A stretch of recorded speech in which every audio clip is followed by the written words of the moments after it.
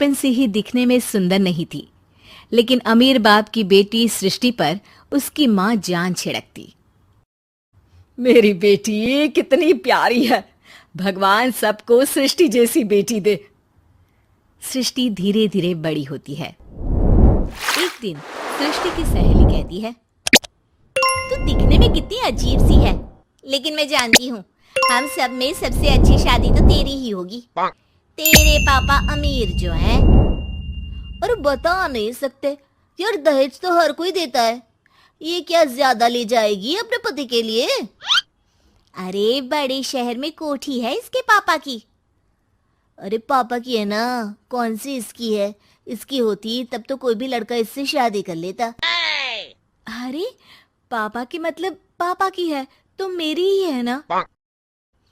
किसने कहा? अब तेरी तो तब होगी ना जब तेरा भाई ना हो। वैसे भी शादी के बाद सारी प्रॉपर्टी भाई के नाम होती है। सृष्टि समझ जाती है कि उसे किसी भी हालत में माँ बाप की सारी प्रॉपर्टी को अपने नाम करना है, लेकिन कैसे? एक दिन सृष्टि का भाई शीनू कहता है, बहन क्या कर रही है? तुझसे एक बात करनी है। अरे हाँ हाँ करना, मैं तो तेरी बहन हूँ। बहन मेरी लाइफ में ना एक लड़की है, बहुत अच्छी है। मैं सोच रहा हूँ माँ और पापा से बात करूँ शादी के लिए।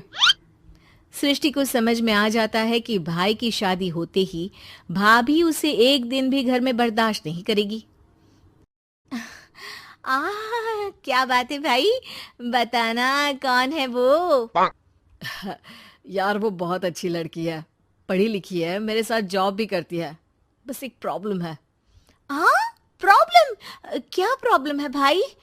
यार वो शादीशुदा है, लेकिन उसके पति ने उसे सिर्फ इसलिए छोड़ दिया क्योंकि उसके माँ बाप दहेज नहीं दे पाए।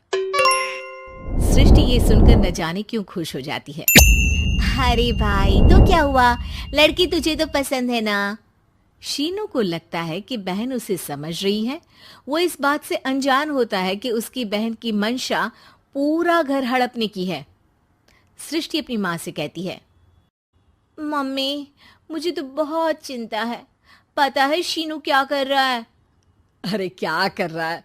वो तो काम पर जाता है और वापस घर आता है। नहीं ना माँ, वो यही तो नहीं कर रहा, बाकी सब कर रहा है। आपको पता है उससे प्यार है, और वो भी एक शादीशुदा लड़की से। ये क्या हो गया? मैं सोसाइटी में क्या मुंह दिखाऊंगी? अरे तेरे पापा तो यही कहेंगे कि मैंने ही उसे बिगाड़ दिया है। माँ देखो, मेरी बात मानो, पापा पर भी विश्वास करने की जरूरत नहीं है। अब आप ही बताओ, पापा इतनी देर घर के बाहर रहते हैं क्यों? बोलो। अरे बेटा वो तो नौकरी करते हैं ना। तू बहुत भोली है माँ। पापा का ऑफिस तो 7 बजे खत्म हो जाता है, लेकिन देखो कितनी देर से आते हैं। अरे नहीं नहीं बेटा, ऐसी कोई बात नहीं है। सृष्टि माँ को एक औरत से बात करते पिता की फोटो दिखाती है। देखो माँ, कैसे हैं पापा?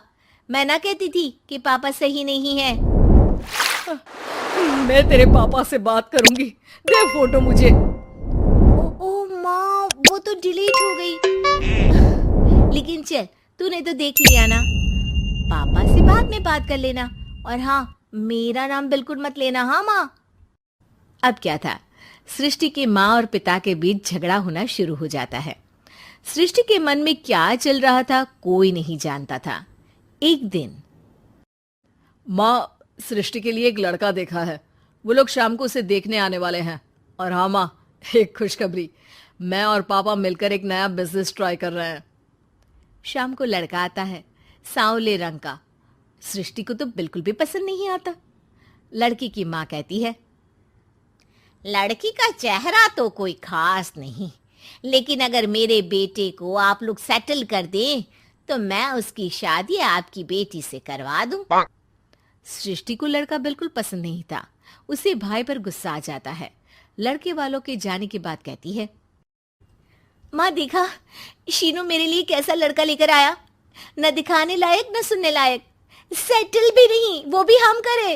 अरे माँ, मैं जानती हूँ ये मेरी शादी किसी भी घर में क्यों करवाना चाहता है। अरे कैसी बात कर रही है बहन?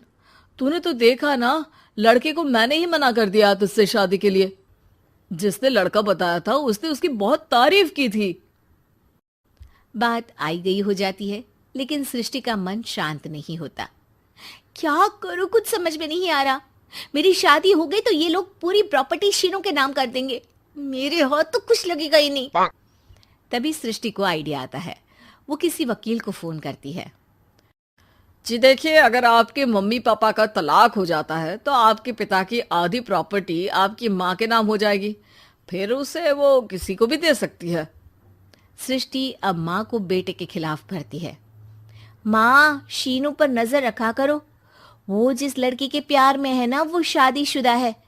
यहाँ आएगी, सारा पैसा, रुपया, जमीन, जायदाद सब हड़प लेगी। पापा का भी हाल तुमसे छुपा नहीं है। ऐसा ना हो कि मैं और आप एक दिन सड़क पर भीख मांगे। हे भगवान, मैं तो जीते जी मर जाऊंगी अगर ऐसा हो गया तो। ऐसा हो गया नहीं माँ, ऐसा ही होगा। अभी समय है, आगे का सोच लो। मैं तो कहती हूँ पापा से आधी प्रॉपर्टी लेकर अलग हो जाओ।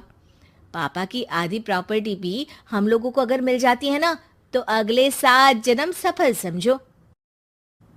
बेचारी माँ बेटी के कहने पर पति से तलाक लेकर अलग हो जाती है। सृष्टि अब पैसे से गाड़ी और अपने दूसरे महंगे शौक पूरे करने लगी। उसके दोस्त भी उसके पैसे इस्तेमाल करते। सृष्टि, कल तुम कहाँ थी? मैं सारा दिन घर पर अकेली थी।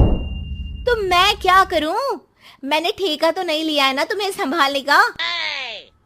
माँ को सृष्टि से ये उम्मीद नहीं थी। वो बैठकर रोने लगती है। वहीं उसका पति यानी कि सृष्टि के पिता आ जाते हैं। मैं जानता था कि तुम्हारा यही हाल होगा, तो आपने मुझे रोका क्यों नहीं? मैं रोकता तो तुम रुकती क्या? सृष्टि के कहने पर तुमने मुझ पर अपने बेटे पर शक किया, लेकिन तुम ये भूल गई कि कैसे हम दोनों ने मिलकर जीवन में इतना सब खड़ा किया। माँ पति के गले लग जाती है। मुझे माफ कर दीजिए, मैंने आपकी कमाई का एक बड़ा हिस्सा गवा दिया। कोई बात नहीं, तुम साथ हो तो मैं ऐसी 7 प्रॉपर्टी खड़ी कर दूंगा। तभी वहां सृष्टि आ जाती है रोते हुए। माँ, मयंक ने मुझे छोड़ दिया। वो बोल रहा था जब तक मेरे पास पैसे थे तब तक ही वो मेरे साथ था। पापा, माँ, मुझे माफ कर दीजिए।